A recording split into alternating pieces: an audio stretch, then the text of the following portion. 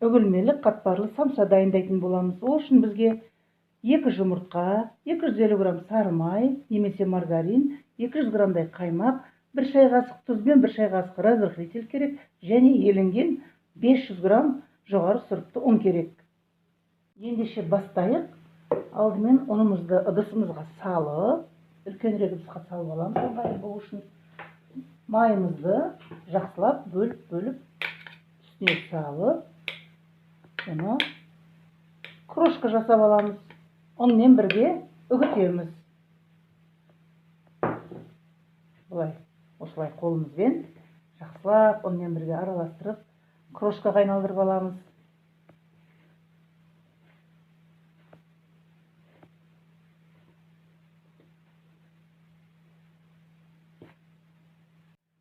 Міне крошкамыз дайын болды.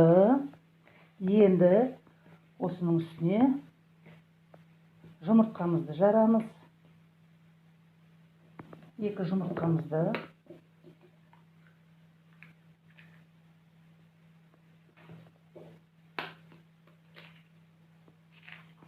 қаймағымызды саламыз.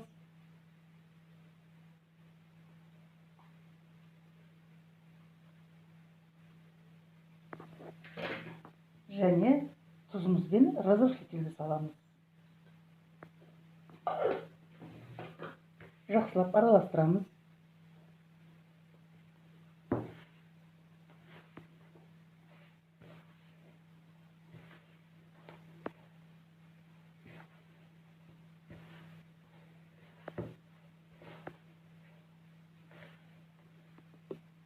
Міне қамырымыз дайын болды.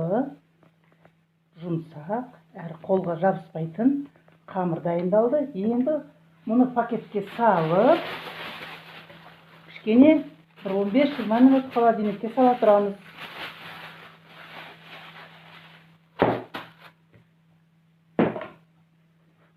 Біздің қамырымыз холодильникте демалып жатқанда, біз оның ішіне салатын салмамызды, яғни начинкамызды дайындап аламыз. Оған 350 грамм құстың төс еті, 2 бас пияз үрлеу, кішкене көк жуа, көк пияз, және 50-60 граммдай сұйық май қосамыз.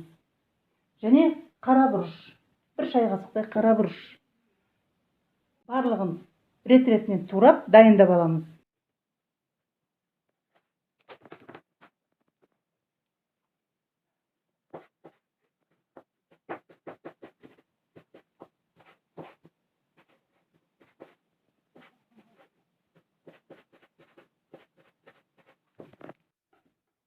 Құстың төс етін турап алдық. Енді пиязды да көбіктеп тураймыз.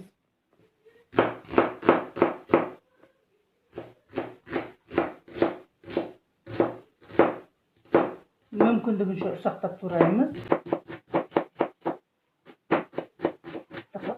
Пиязды салмаға салады, ал мен пиязға кішкене тұз сеуіп, мыжғылап аламыз пиязды. Сонда пияздың қатты ерекше дәмі сезілмейді. 1 шай қасық тұзымызды салып, пиязды жақсылап езіп аламыз. Пияздың соғы шығу керек тұзбен. Бұл пиязды көп деп ойламаңыздар. Қазір тұз сеуіп мыжығаннан кейін оның көлемі азаяды, ал дәмі тәтті болады. Осылай жақсылап мыжып аламыз. Міне соғы шықты. Енді осыған қара бұрышымыз себеміз. Тоже араластырып аламыз жақсылап. Жақсылап пияз мариновать етілу керек. Тұзбен, бұрышпен.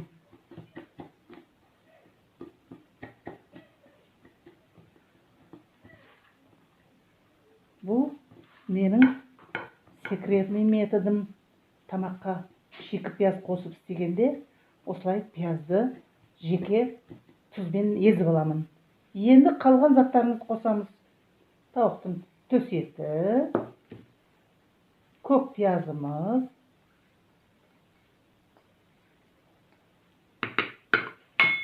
және 50-60 граммдай сұйық майымыз. Жақсылап араластырып аламыз. Егер тұзы аз болады десеңіздер, өздеріңіз дәмдеріңіз, өздеріңіздің вкустарыңыз бойынша кішкене тұз, кішкене қара бұрыш көбірек қоссаңыздар болады.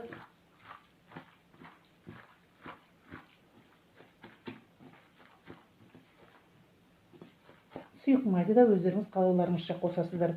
Мен 50 грамдай қостым. Қазір бұл кішкене пока біз қамырын дайындағанша жайып дөңгелектеп мынау өзіне сіңіріп алады тауықтың еті. Ол да өте дәмді болады. Осылай жақсылап араластырып дайындап алдық. Міне дайын болған қамырымызды екіге бөлді. Енді бұның өзін әрқайсысын кішкентай бөліктерге бөлеміз.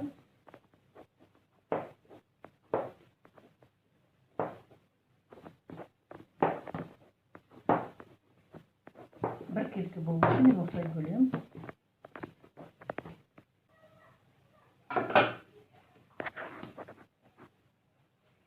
Осылай домалақтап аламыз. Міне осылай бірдей шариктер жасап алдық. Бөлінген тесталарымызды. Енді қазір жаямыз.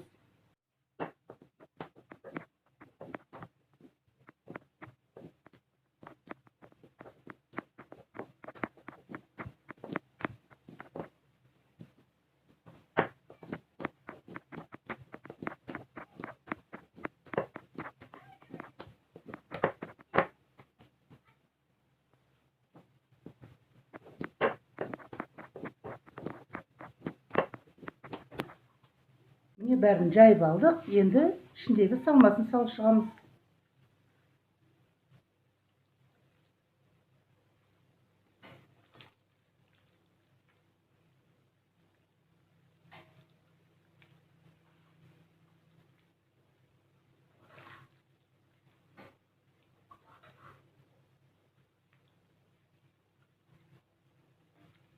Осылай барлық салмасын салып шығамыз.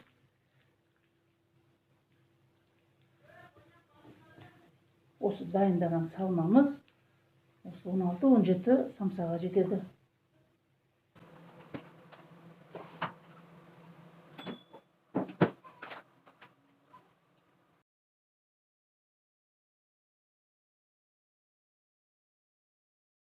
Міне самсамыз дайын болды. Духовкаға салатын тавамызға салдық. Енді бетін езілген жұмыртқаның сарысымен, кішкене сүт қосып, езілген жұмыртқаның сарысымен жағамыз. Светі түрі дайын болғанда өте әдемі болады. Жұмыртқаның сарысын жағып қойса.